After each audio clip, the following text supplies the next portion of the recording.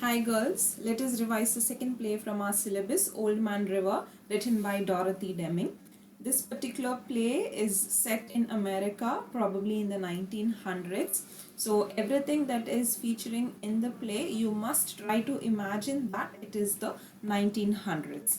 The play is set in Amy and Betty Marshall's house. Amy and Betty are sisters, and we have their neighbor Rose and Sarah and Jim coming in, and we have Mr. Peters and Miss Marsh who are members of the Red Cross. The time is late afternoon in the month of March. So the play opens with Amy, Rose and Betty in the hall, the living room of the Marshall house. Amy and Betty are sisters and Rose is their neighbor. So when we say neighbor, I've already told this in class, when we say neighbor, neighbor does not mean how we in our houses have neighbors who are there right in the next door, but these are bungalows that are built on large lands. So Rose is their neighbor, but she must be living at least half a kilometer or 1 kilometer away. So it has been raining for 3 days, and all the area around their house is flooded. So we have Amy's mother who has gone to visit her friend. She has taken Amy's brother also along, and we have Amy's father who has gone to Chicago on business. So currently it's only Amy and Betty in the house, and Rose has come to visit them. The elders are not there. So as they are discussing, Amy, Rose and Betty are talking, they are listening to the radio. Okay, not TV, please don't write TV. Okay, radio, where the news tells them that the bridges, okay, are breaking, and dams are also breaking, and bridges are underwater, and the snow is also melting. So because of all these things, the water level is rising and there is flood around in the area. So we have Jim entering the scene. Jim is their neighbor. Okay, he had gone to school and he's coming to Amy's house straight from school. And he says that everything around, the situation is quite bad because Amy's house is straight in line of the Old Man River. And the water level in Old Man River is rising, because of which Amy's house has a very good chance of getting flooded. So he has come here to warn the people there, but he sees that Amy's parents are not at home. And then he instructs Amy to gather all the required things like candles and water, blankets, food, everything that they may need. Okay, not things that would not be required in a situation like a natural disaster. And as they are discussing, we hear the people there, the children hear Rose's sister Sarah calling out. So there is a playhouse. Okay, the playhouse is not cement built. Okay, it is just a kind of a playhouse that can float in water because there is flood.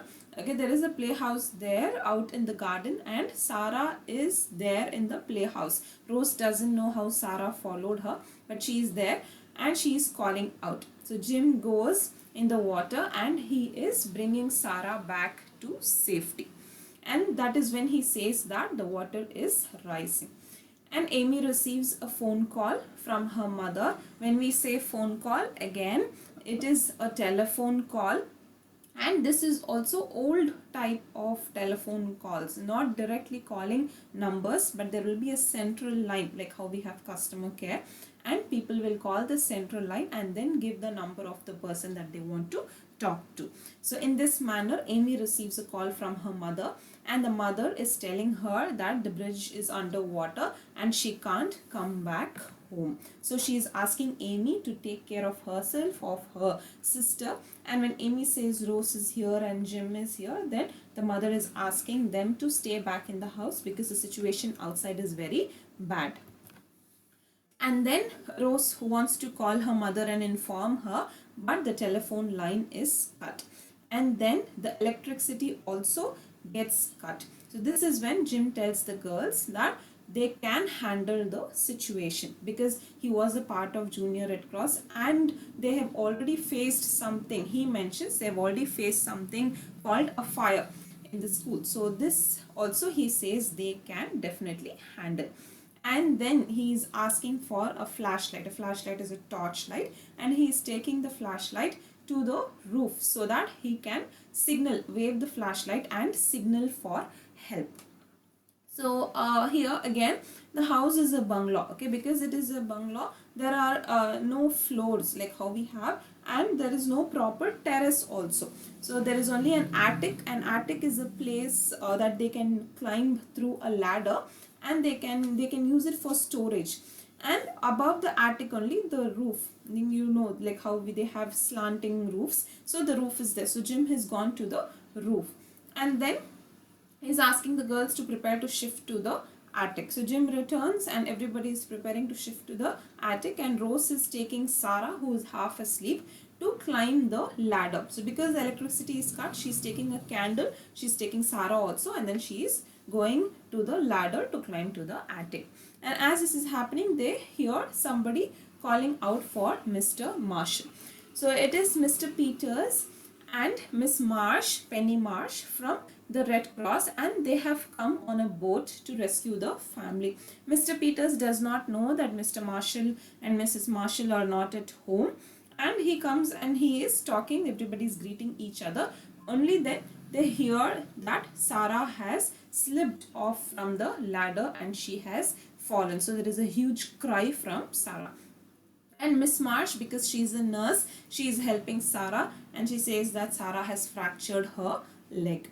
So Mr. Peters says that they will take Sarah because she is injured, and her sister Rose, and Betty also because she is also quite young, to the hospital in the armory. And they will maybe come back for Jim and Amy, or send some other boat.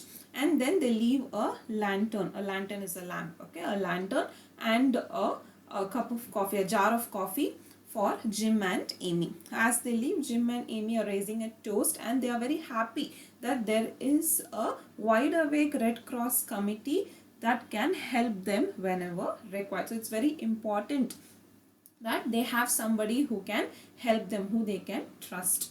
So here, as far as this play is concerned, it's quite simple. It's a very simple play.